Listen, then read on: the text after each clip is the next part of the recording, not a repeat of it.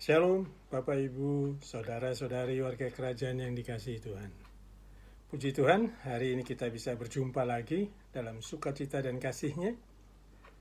Setelah melewati hari-hari yang padat dengan berbagai aktivitas dan pergumulan sepanjang minggu ini. Kembali kita bersama di tempat ini bisa memuji dan menyembah Tuhan dengan leluasa, tanpa hambatan. Bahkan kita bisa mendengarkan dan merenungkan firman Tuhan dengan bebas.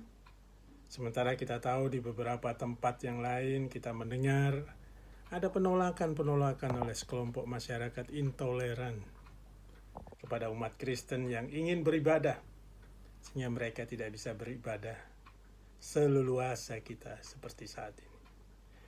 Bagaimana kabar Bapak, Ibu, Saudara-saudari yang saya kasih di dalam Tuhan? Tentunya saya berharap Bapak, Ibu, Saudara-saudari semua dalam keadaan baik dan sehat-sehat saja dalam segala sesuatu, sama seperti jiwamu baik-baik saja. Bapak, Ibu, Saudara-saudari warga kerajaan yang dikasihi Tuhan, hari ini saya akan membagikan firman Tuhan yang terambil dari surat Rasul Paulus kepada jemaat di Filipi, sebagaimana tertulis dalam Filipi 2 ayat 19 sampai 24. Kita baca ya Bapak Ibu. Tetapi dalam Tuhan Yesus, kuharap segera mengirimkan Timotius kepadamu, supaya tenang juga hatiku oleh kabar tentang hal ehwalmu. Karena tidak ada seorang padaku yang sehati dan sepikir dengan dia, dan yang begitu bersungguh-sungguh memperhatikan kepentingan. Sebab semuanya mencari kepentingannya sendiri, bukan kepentingan Kristus Yesus. Kamu tahu bahwa kesetiaannya telah teruji, dan bahwa ia telah menolong aku dalam pelayanan Injil sama seperti seorang anak menolong bapaknya. Dialah yang kuharapkan untuk kukirimkan dengan segera, sesudah jelas bagaimana jalannya perkaraku. Tetapi dalam Tuhan aku percaya bahwa aku sendiri pun akan datang. Amin, buat firman Tuhan. Surat ini ditulis oleh Rasul Paulus ketika jemaat di Filipi memintanya untuk datang ke sana, sementara Rasul Paulus berhalangan datang karena ia sedang menghadapi perkara hukum di Roma. Mengingat ia tidak bisa datang memenuhi undangan itu, maka ia mengutus Timotius untuk segera ke sana karena ada beberapa masalah dan kebutuhan penting yang terjadi di jemaat Filipi yang harus segera diselesaikan. Rasul Paulus sangat mempercayai bahwa Timotius, anak rohaninya ini akan dapat melaksanakan apa yang menjadi keinginan hatinya, karena dia sangat mengenal Timotius. Rasul Paulus tidak hanya mengutus Timotius untuk mengatasi permasalahan yang timbul di tengah-tengah jemaat Filipi, tetapi juga sebetulnya untuk menguatkan sekaligus melatih Timotius secara pribadi. Saat itu Timotius dikenal sebagai sosok muda yang mungkin dia merasa minder karena usianya masih muda. Sehingga Paulus merasa perlu juga untuk mengingatkan agar tidak perlu merasa rendah diri karena masih muda. Seperti diungkapkannya dalam suratnya kepada Timotius, pasal 4 ayat yang ke-12.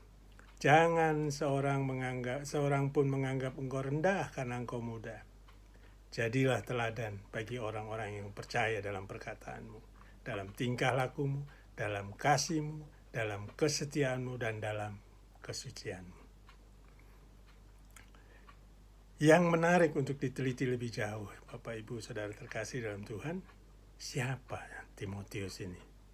Yang peranannya begitu besar dalam pelayanan seorang rasul besar seperti Rasul Paulus. Saya memberikan gambaran peristiwa ini seperti di perusahaan.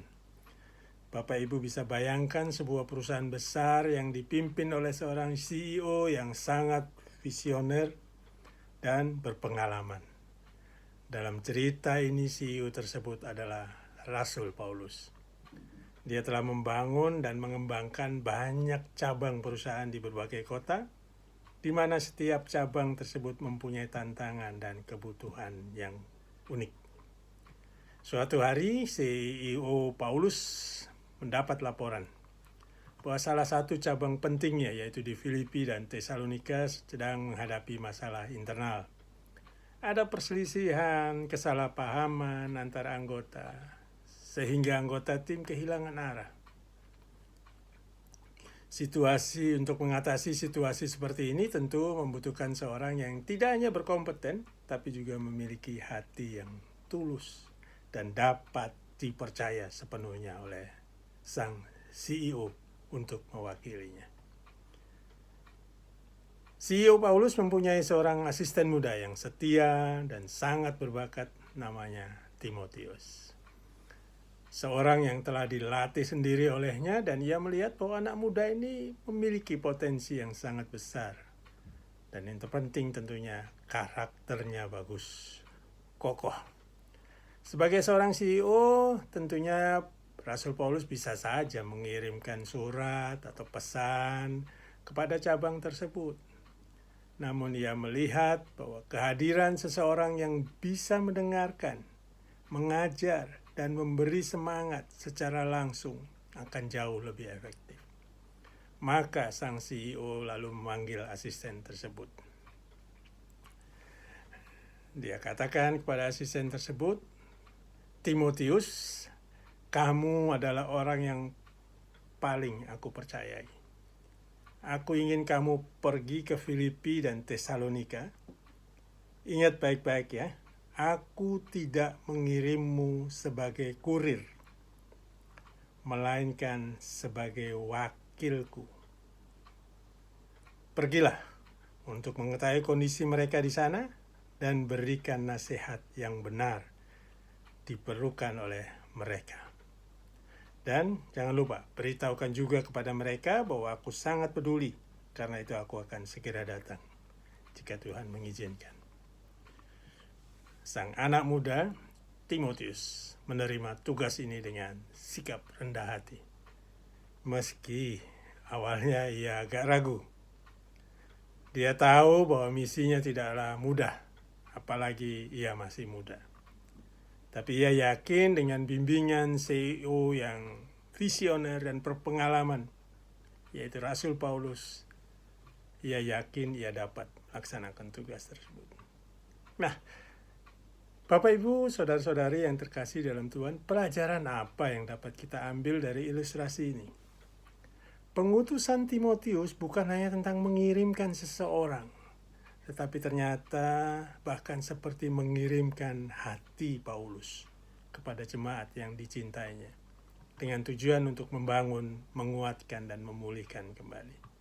Ini menggambarkan bagaimana hati Bapa yang mengirimkan anaknya yang dikasihinya untuk menguatkan, mengajar, dan memulihkan kita, jemaatnya, yang juga sangat dikasihinya. Yaitu siapa? Tentu saja Yesus Kristus. Nah, Bapak Ibu, saudara-saudari warga kerajaan yang dikasihi Tuhan, Timotius, anak muda yang dimuridkan oleh Rasul Paulus ini ternyata kalau kita lihat, ternyata memiliki latar belakang orang tua yang juga sangat mengasihi Tuhan.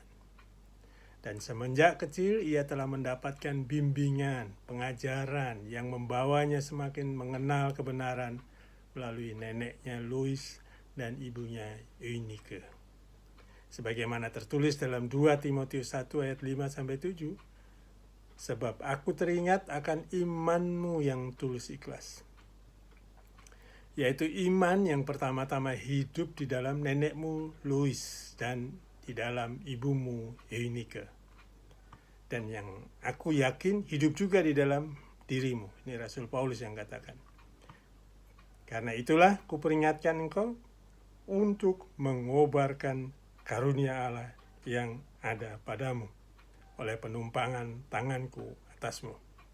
Sebab Allah memberikan kepada kita bukan roh ketakutan, melainkan roh yang membangkitkan kekuatan, kasih, dan ketertiban." Dari ayat ini kita semua bisa melihat bagaimana iman yang diwariskan dari generasi ke generasi berikutnya yang membentuk karakter Timotius luar biasa, sehingga membuat Rasul Paulus pun percaya bahwa anak muda yang kemudian menjadi anak rohaninya ini mampu menyelesaikan tugas yang dipercayakan kepadanya. Timotius menghidupi secara pribadi apa yang diwariskan oleh orang tuanya, sehingga hal itu ikut membentuk pula karakternya. Tidak heran, di usianya yang masih muda, Timotius telah dipercayakan oleh Rasul Paulus untuk menggembalakan jemaat di Efesus. 1 Timotius 1 ayat 3. Iman yang diwariskan dari nenek dan ibunya pun telah membentuk pribadi Timotius mempunyai kesetiaan dan keberanian untuk melayani Tuhan. Di masa-masa sulit saat itu, di mana banyak umat Kristen pada masa itu yang mengalami persekusi, cemoohan, hinaan, seperti yang dialami oleh Rasul Paulus, menjadi tantangan besar bagi seorang anak muda seperti Timotius ini untuk tetap melayani Tuhan. Nah, pertanyaannya, bagaimana dengan anak-anak muda di gereja kita? Di mana tentunya situasi tidak sama lagi seperti di zaman Timotius.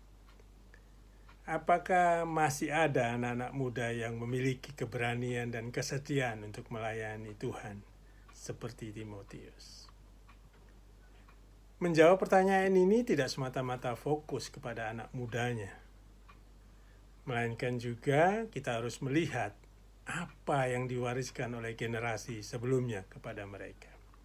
Seperti yang Louis dan Eunike wariskan kepada Timotius.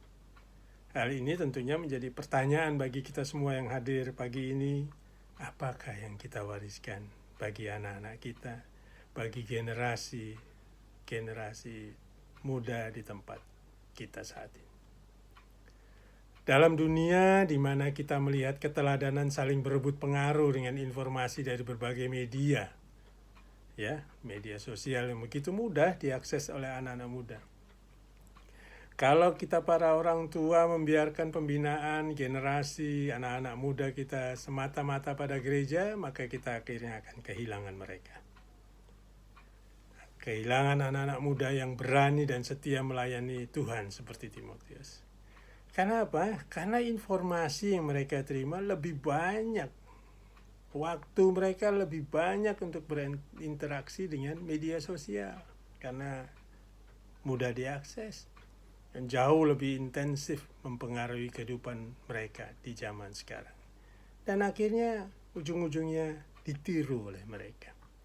Jadi mari kita wariskan bagi anak-anak muda, bagi generasi di gereja kita, benih iman dalam kehidupan mereka, di mana hal ini tentu saja tidak dapat 100% dilakukan oleh gereja, tapi juga harus dilakukan oleh orang tua mereka sendiri di tempat mereka tinggal. Pola hubungan yang ikut membentuk karakter Timotius yang juga terjadi dalam hubungan Paulus dengan Timotius, di mana Paulus juga melakukan hubungan pembapaan, Bapak Ibu terkasih dalam Tuhan, fathership dengan Timotius. Sebagaimana tercantum dalam 1 Korintus 4 ayat 17. Justru itulah sebabnya aku mengirimkan kepadamu Timotius, yang adalah anakku yang kekasih dan yang setia dalam Tuhan.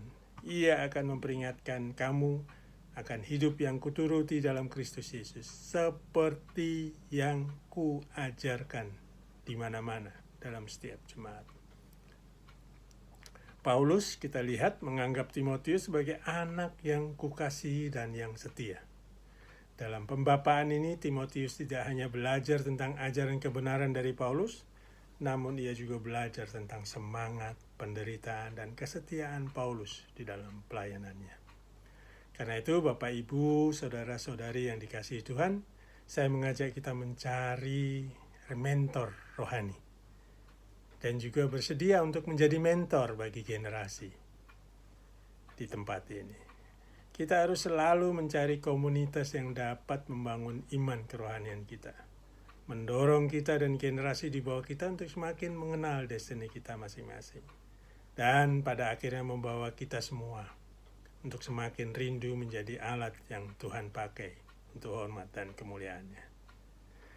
Nah, Bapak Ibu terkasih dalam Tuhan, Timotius ini juga dikenal sebagai orang baik, bahkan kebaikannya diketahui hingga kota-kota lain di sekitar tempat tinggalnya.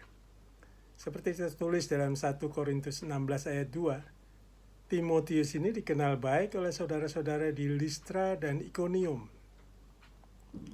Timotius dilahirkan dari seorang ibu bangsa Yahudi yang sudah percaya, sedangkan bapaknya adalah seorang Yunani.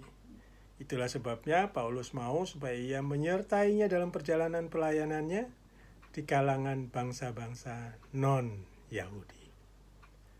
Listra dan Ikonium, sebagaimana disebut ayat tadi, berjarak kira-kira 40 km dari tempat tinggalnya. Kita bisa bayangkan bagaimana seorang bisa dikenal baik oleh orang-orang yang tinggal di kota lain yang berjarak sedemikian jauh, jika kebaikannya tidak benar-benar dikenal dan diketahui oleh orang-orang itu. Gambarannya mungkin Jakarta Bogor ya. Perbuatan baik Timotius di Jakarta diketahui, dikenal orang sampai yang tinggal di Bogor. Dari hal ini kita ketahui sebelum direkrut oleh Rasul Paulus, Timotius bukan seorang anak yang hidupnya tidak mengenal kebenaran. Tidaklah mengherankan jika kemudian Rasul Paulus mengajaknya untuk ikut serta dalam pelayanannya, sekaligus memuridkan Timotius ini. Ini adalah karunia yang dimiliki oleh Timotius, meskipun ada keraguan-raguan dalam dirinya karena ia masih muda. Namun Rasul Paulus meyakinkan dirinya bahwa ia bisa dipakai Tuhan karena ia telah meninggalkan jejak kebaikan dan teladan bagi saudara-saudaranya di Listra dan di Ikonium. Memang hal-hal seperti ini seringkali menjadi tantangan buat gereja ya. Gereja seringkali malah membuat generasi muda di dalam jemaat kurang berperan dalam pelayanan karena beberapa pemimpin tidak memberi kepercayaan kepada mereka untuk terlibat dalam pelayanan, tidak memberi kesempatan bagi mereka untuk menjadi leader dalam pelayanan, sehingga beberapa dari mereka menjadi kurang percaya diri. Nah, kita lihat di sinilah Rasul Paulus mengobarkan semangat Timotius untuk menghapus keraguan-raguan dirinya. Saya percaya ketika Rasul Paulus mengajak Timotius untuk menyertainya dalam pelayanan, Paulus pasti sudah mengenal betul bahwa Timotius, anak muda ini, punya potensi karunia Roh Kudus yang bisa dikembangkan untuk mendukung panggilannya dalam pelayanan itu. Disinilah kita dapat belajar bahwa para leader di gereja perlu berupaya juga untuk mengembangkan karunia-karunia yang dimiliki generasi di bawahnya untuk dimuridkan dan dibentuk menjadi pelayan-pelayan Tuhan yang memiliki keberanian dan kesetiaan seperti Timotius. Timotius berhasil dalam pelayanannya karena adanya mentor yang mau melatih dan mengembangkan potensinya. Demikian juga generasi muda di gereja kita masing-masing. Tentunya kita akan melihat mereka berhasil jika dimentori oleh para leader yang peduli untuk melatih dan mengembangkan mereka. Dan bukan membiarkannya padam karena ketakutan dan keraguan-raguan. Para leader harus meyakinkan generasi muda bahwa Tuhan pasti memberi kekuatan, keberanian untuk melayani. Baik, Bapak Ibu, saudara-saudara terkasih warga kerajaan. Saya akan menutup khotbah ini dengan kembali mengingatkan kepada Bapak Ibu, saudara-saudari. Mari kita wariskan kepada generasi berikutnya dengan warisan iman yang berharga, serta teladan hidup kita yang baik bagi mereka. Mari kita wariskan nilai-nilai pentingnya hidup dalam persekutuan, di mana di dalamnya satu sama lain bisa belajar untuk saling melayani dan sekaligus menjadi wadah pembinaan melalui pementoran atau pemuritan, di mana kita bisa melatih dan mengembangkan karunia-karunia rohani yang mereka miliki. Mari saya mengajak kita evaluasi kehidupan kita pribadi maupun sebagai anggota jemaat gereja. Apakah yang sudah atau akan kita wariskan kepada generasi di bawah kita? Yang kedua, apakah kita memiliki mentor rohani? Atau kita sudah mementori anak-anak jasmani maupun anak rohani kita? Atau kita biarkan keraguan-raguan anak rohani, generasi muda kita, anak kita, terus tenggelam dalam ketakutan dan keraguan-raguan untuk melayani? Mari kita menjadi teladan iman bagi generasi di bawah kita dalam hal kesetiaan, seperti Timotius yang dengan setia melayani Tuhan sejak masa mudanya. Tuhan Yesus memberkati kita sekalian. Amin.